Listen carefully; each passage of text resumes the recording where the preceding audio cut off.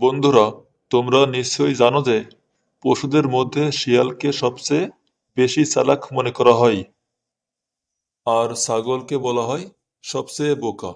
আজ আমরা এই দুইজনের গল্প শুনব। একদিন এক শিয়াল একটি কুয়ার মধ্যে পড়ে গেল। অনেক চেষ্টা করেও সে সেই কুয়া থেকে উঠে আসতে পারল না। এদিকে একটি ছাগলের ওই সময় খুব পিপাসা পেল। ঘুরতে ঘুরতে ছাগলটি কুয়ার পাশে এসে হাজির হলো।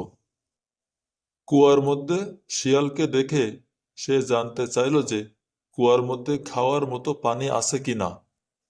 শিয়াল তখন নিজের দুরবস্থা চেপে গিয়ে একগাল হাসিতে মুখ ভরিয়ে নানাভাবে সেই কূপের পানির প্রশংসা করলেন।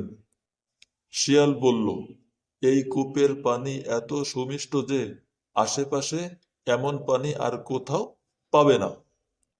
তুমি নিচে নেমে এসে প্রাণ ভরে পানি খাও, তোমাকে কেউ কিছু বলবে না। শিয়ালের মিষ্টি কথায় দেরি না করে ছাগল কুয়ার ভিতরে লাফিয়ে পড়ল। পেট পুরে পানি খাওয়ার পর শিয়ালকে ধন্যবাদ দিল।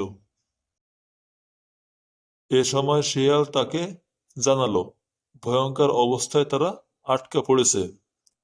এই ঝামেলা থেকে মুক্ত হওয়ার জন্য ছাগলের কাছে সে একটা প্রস্তাব রাখলো। বলল, তুমি যদি তোমার সামনের পা দুটো তুলে কুয়ার দেয়ালে ভর করে খাড়া হয়ে দাঁড়াও আর তোমার মাথাটা নিচু করে রাখো, আমি তাহলে তোমার পিঠের উপর দিয়ে দৌড়ে কুয়ার বাইরে চলে যাব। আমি একবার বের হতে পারলে তোমাকেও তখন উদ্ধার পেতে সাহায্য করতে পারবো। ছাগল কোনো ভাবনা চিন্তা না করে সঙ্গে সঙ্গে শিয়ালের প্রস্তাব মতো দাঁড়িয়ে গেল। শিয়াল লাফ দিয়ে ছাগলের পিঠে চড়ল, তার শিং ধরে নিজেকে সোজা করল। তারপর নিরাপদে কুয়ার বাইরে এসেই দেরি না করে পালানোর জন্য দৌড় দিল। ছাগল তখন শিয়ালকে শর্ত ভঙ্গের জন্য অভিযুক্ত করলেন। তখন শিয়াল ঘুরে দাঁড়িয়ে বলল, ওরে বুদ্ধু, তোর শরীরে যত চুল, সেই পরিমাণ বুদ্ধি যদি তোর মাথায় থাকতো তাহলে ওপরে ওঠার পর ঠিক না করে তুই নিচে ঝাঁপিয়ে পড়তি না। যেই বিপদ থেকে রেহাই পাওয়ার তোর কোনো উপায় জানা নেই, সেই বিপদের দিকে নিজেকে এইভাবে ঠেলে দিতিস না। তাহলে বলুন তো, আমরা এই গল্প থেকে কি শিখলাম?